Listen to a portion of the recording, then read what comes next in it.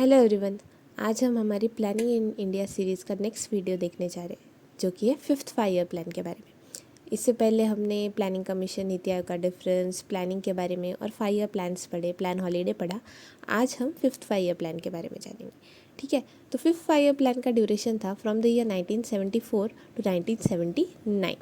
ठीक है, ये कुछ हद तक सक्सेसफुल प्लान था, मतलब टारगेट से ज़्यादा अचीव किया था हमने। टारगेट ग्रोथ था 4.4% और एक्चुअल ग्रोथ था 4.8%। ओके, सो पहले देखते ही ये प्लान था क्या। इसके मेन ऑब्जेक्टिव्स थे गरीबी हटाओ और रिमूवल ऑफ पॉवर्टी। सेकेंड था अटेनमेंट ऑफ सेल्फ रिलायंस।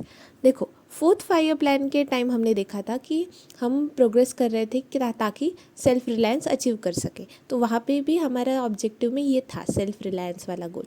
तो एक ही 5 साल के प्लान में तो सेल्फ रिलायंट नहीं बन सकते ना, हर सेक्टर में सेल्फ रिलायंट बनना है तो काफ़ी टाइम लगता है। इसलिए सेकेंड जो मतलब 4th के बाद 5th 5 ईयर प्लान जो आया, उसमें भी सेल्फ रिलायंस अचीव करने का हमारा एक ऑब्जेक्टिव था। बाद में गरीबी हटाओ, ये हमने पढ़ा था कि 1971 के इलेक्शन कैंपेन्स में इंदिरा गांधी ने ये स्लोगन दिया था, गरीबी हटाओ। ठीक है, तो बाद में वो जब पावर में आ गई तो गरीबी हटाओ उन्होंने वो उनका मेन ऑब्जेक्टिव बना दिया 5th 5 ईयर प्लान का। ठीक है, तो गरीबी हटाओ was removal of poverty. Fine, then the final draft 5th 5 year plan को लॉन्च पूरा बनाया और लॉन्च किया किसने? डीपी धार। ये नाम याद रखना है, डीपी धार अगर कौन से 5 ईयर प्लान से एसोसिएटेड है तो 5th 5 ईयर प्लान से एसोसिएटेड है। ठीक है, अभी देखो 5th 5 ईयर प्लान के पहले अभी क्या हुआ था, हमने पढ़ा था 4th 5 ईयर प्लान के बारे में, है ना। और वो सक्सेसफुल नहीं हो पाया था क्योंकि स्टार्टिंग के 2 साल तो काफ़ी अच्छा था, फिर लास्ट के 3 ईयर्स में बारिश अच्छे से नहीं हुई, इसलिए फिर वो प्लान हो गया था फेल। हमारा फोकस एग्रीकल्चर पे था लेकिन इतना कुछ सही हुआ नहीं। ठीक है, अगर आपने नहीं देखा है तो लिंक डिस्क्रिप्शन में है प्लेलिस्ट की, आप देख सकते हैं। ठीक है, फिर बैकड्रॉप तो ये सब था, तो इकोनॉमिक क्राइसिस हो रखा था। ठीक है, run away inflation fuelled by hike in oil prices. अब ये रन अवे इन्फ्लेशन क्या होता है? रन अवे इन्फ्लेशन मतलब महंगाई बढ़ती ही जा रही है, बढ़ती ही जा रही है, बढ़ती ही जा रही है, कम नहीं हो रही, ऐसा मतलब हाथ से छूट गया है प्राइस का कंट्रोल, राइज ही हो रहा है प्राइजेस। ठीक है, तो ये क्यों हुआ था? क्योंकि मतलब वो सब तो था कि वेदर के प्रॉब्लम्स तो थे, मानसून नहीं हुआ था 3 साल अच्छे से, वो भी था, लेकिन ऑयल प्राइजेस भी बहुत बढ़ गए थे, ये एक प्रॉब्लम था। फिर इसकी वजह से इन्फ्लेशन बढ़ा। Then failure of government take over of wholesale trade in wheat. Actually इस टाइम में गवर्नमेंट ने कोशिश की थी कि जो वीट में ट्रेड है, ठीक है, तो जो वीट में ट्रेड हो रहा है होलसेल वाला, वो गवर्नमेंट के अंडर आ जाए, पूरा का पूरा कंट्रोल, उसमें प्राइवेट प्लेयर्स ना रहे और पूरा सब गवर्नमेंट के अंडर। क्यों ऐसा करना चाह रही थी गवर्नमेंट? क्योंकि होलसेल जो ट्रेडर्स थे, ऐसा मानना था गवर्नमेंट का कि जो होलसेल ट्रेडर्स हैं वो ये गेहूँ वगैरह होल्ड करके रखते हैं, मतलब वो अपने पास रख रहे हैं, मार्केट में नहीं ला रहे। ठीक है, ताकि अच्छे बाद में फिर मतलब जानबूझ के आर्टिफिशियल शॉर्टेज क्रिएट कर रहे हैं, ऐसा ऐसा गवर्नमेंट का ये था। इसलिए गवर्नमेंट ने चाहा कि हम टेक ओवर कर लेते होलसेल ट्रेड इन वीट। देखो 1974-79 1991 के पहले ना गवर्नमेंट की पॉलिसीज कुछ ऐसी थी कि मोस्टली आपको ये दिखेगा कि गवर्नमेंट मोस्ट ऑफ द चीज़ें अपने अंडर लाना चाहती थी, नेशनलाइज करना चाहती थी, सब पब्लिक सेक्टर में ही रखना चाहती थी, प्राइवेट का इन्फ्लुएंस कम रहना चाहिए, ऐसा था। फिर 1991 में जब एलपीजी रिफॉर्म्स आए, लिबरलाइजेशन, प्राइवेटाइजेशन और ग्लोबलाइजेशन, ये सब हुआ, इकोनॉमी में क्राइसिस आया, फिर हमने एलपीजी रिफॉर्म्स लाए।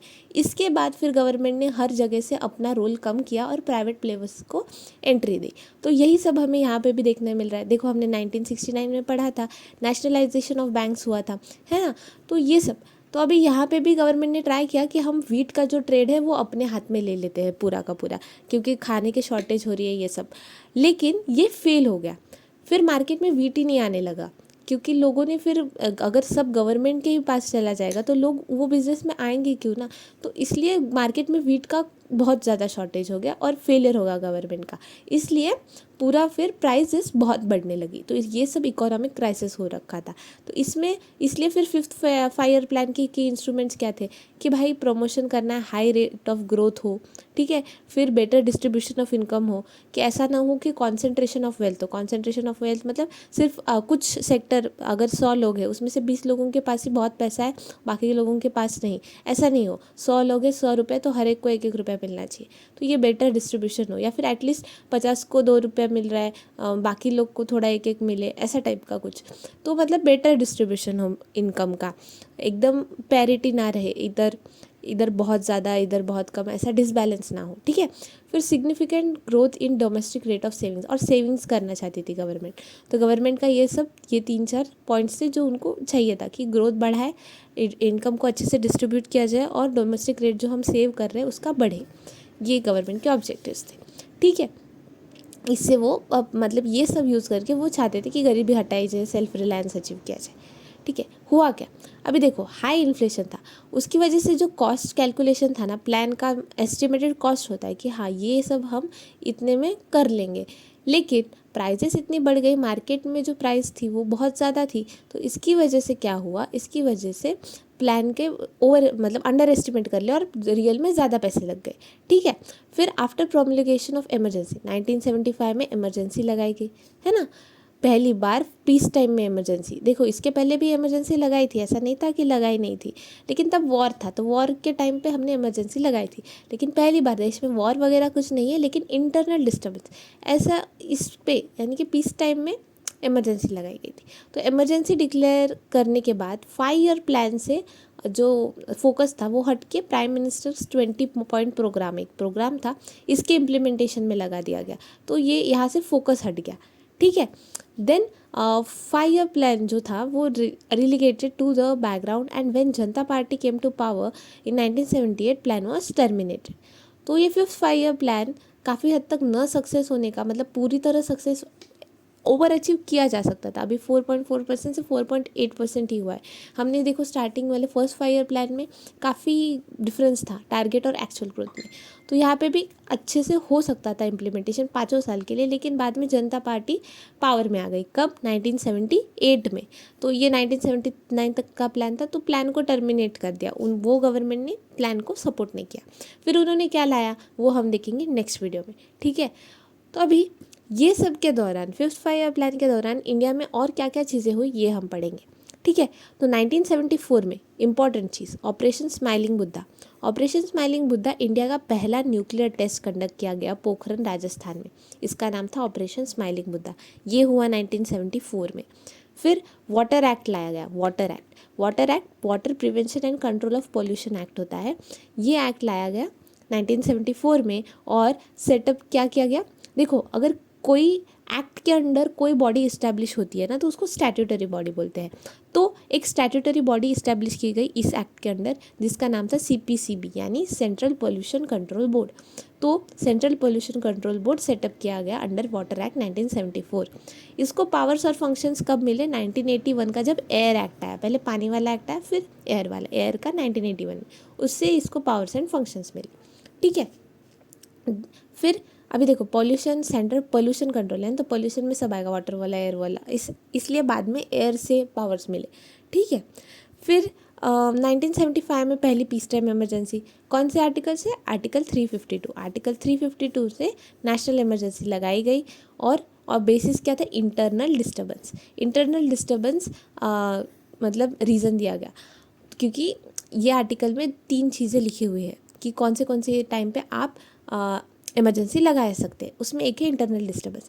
तो इंटरनल डिस्टर्बेंस मतलब अच्छे से ऐसे डिफाइन तो नहीं किया था, इसलिए ना बाद में ना ये टर्म हटा के, इंटरनल डिस्टर्बेंस टर्म हटा के उसकी जगह क्या डाला गया, अमेंडमेंट करके, ताकि मिसयूज़ ना हो इस वर्ड का इमरजेंसी लगाने के लिए। तो आर्म्ड रेबेलियन से इस टर्म को हटा दिया, मतलब रिप्लेस कर दिया, ठीक है। तो आप बताना कि आर्म्ड रेबेलियन ये हमने कौन से कॉन्स्टिट्यूशनल अमेंडमेंट एक्ट से इसको रिप्लेस किया है, ठीक है। देन 1975 में किसने इमरजेंसी डिक्लेयर की थी, प्रेसिडेंट थे डॉक्टर फखरुद्दीन अली अहमद। तो इन्होंने डिक्लेयर किया था कि इमरजेंसी लगाई जा रही है, ठीक है। गवर्नमेंट तो इंदिरा गांधी गवर्नमेंट थी। देन इंडिया फर्स्ट टाइम जीता वर्ल्ड कप का टाइटल हॉकी में, कुआलालंपुर मलेशिया में। वर्ल्ड कप का टाइटल हॉकी में 1975 में इंडिया ने पहली बार जीता। 1976 में क्या हुआ, अभी देखो इमरजेंसी चल रही है, मेजरली चेंजेस कहाँ पे हो रहे हैं, बाकी सब पे तो रिस्ट्रिक्शंस है। तो 42nd कॉन्स्टिट्यूशनल अमेंडमेंट एक्ट 1976 लाया गया, जिसको मिनी कॉन्स्टिट्यूशन भी कहा जाता है, क्योंकि इससे बहुत सारे चेंजेस है, बहुत मतलब बहुत कुछ इंपॉर्टेंट चेंजेस इसमें थे।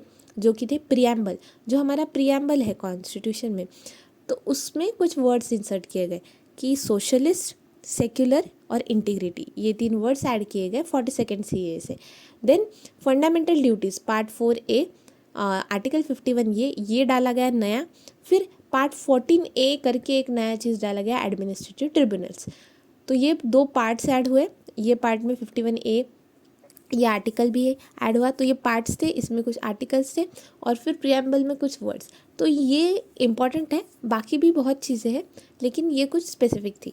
ठीक है, तो 1977 की बात करते हैं। इमरजेंसी ख़त्म कर दी गई, जनता पार्टी पावर में आने लगी। ठीक है, तो इन्होंने फिर इमरजेंसी पे इंक्वायरी, इमरजेंसी के दौरान जो भी हुआ है उस पर इंक्वायरी बैठाने के लिए एक कमीशन अपॉइंट किया जिसका नाम था शाह कमीशन ऑफ इंक्वायरी। तो ये जस्टिस JC शाह जो कि former chief justice of India थे, उनके इसमें किया था, क्या बोलते हैं, उनको अपॉइंट किया था इसका हेड। तो Shah commission of inquiry appoint किया था 1977 में। इसने अपनी रिपोर्ट दी 1978 में। ठीक है, 1978 की बात करें तो 1978 में पहले क्या हुआ, 1978 में हुआ डीमोनेटाइजेशन। डीमोनेटाइजेशन हिस्ट्री में पहले भी हो चुका है, ये दूसरी बार था। ठीक है, और जो 2016 में हुआ था वो तीसरी बार था। तो high denomination bank notes demonetisation ordinance 1978, पहले ऑर्डिनेंस लाया गया कि डीमोनेटाइजेशन हो रहा है, फिर उसको एक्ट में कन्वर्ट किया गया। तो 1000, 5000 और 10,000 ये हाई डिनोमिनेशन वाली जो नोट्स थी, 5000 की भी नोट हुआ करती थी, 10 की भी होती थी, तो ये सबको डिमोनेटाइज किया गया। तब से ये लीगल टेंडर नहीं रहे। लीगल टेंडर मतलब अभी इसको आप देंगे तो कोई एक्सेप्ट नहीं करेगा, इसके बदले अपने को कुछ नहीं मिलेगा, ये था। तो ये डिमोनेटाइजेशन दूसरी बार हुआ इंडिया में 1978 में, बाद में थर्ड टाइम हुआ 2016 में। ठीक है, कमेंट्स में बताना फर्स्ट टाइम कब हुआ था। ठीक है, अभी 1978 में इंडिया का पहला टेस्ट ट्यूब बेबी बॉर्न हुआ था। ये भी एक इम्पॉर्टेंट चीज़ थी, जिसका नाम, ऐसे उसको दुर्गा कहते हैं लेकिन उसका नाम कानुप्रिया अग्रवाल था। ठीक है, तो दुर्गा फेस्टिवल के पहले दिन ऐसा कुछ तो था, तो इसके लिए इनका नाम मतलब दुर्गा करके होता है ना, मीडिया में आ जाता है वैसा। तो इंडिया का पहली टेस्ट ट्यूब बेबी बॉर्न हुई थी। देन 1978 का इम्पॉर्टेंट एक और चीज़, डिस्ट्रिक्ट इंडस्ट्रीज सेंटर, ये प्रोग्राम लॉन्च किया था बाय सेंट्रल गवर्नमेंट। तो डिस्ट्रिक्ट इंडस्ट्रीज सेंटर बनाए गए थे, ठीक है, हर डिस्ट्रिक्ट के लिए। So this is about fifth 5 year plan. और उसके हमने उन सालों में क्या हुआ ये भी देखा। तो आगे हम उसके बाद, अभी जनता गवर्नमेंट ने तो 5 ईयर प्लान्स बंद कर दिए ना, तो अभी इसके बाद क्या आया तो ये हम नेक्स्ट वीडियो में पढ़ेंगे। That's it for the day, thank you.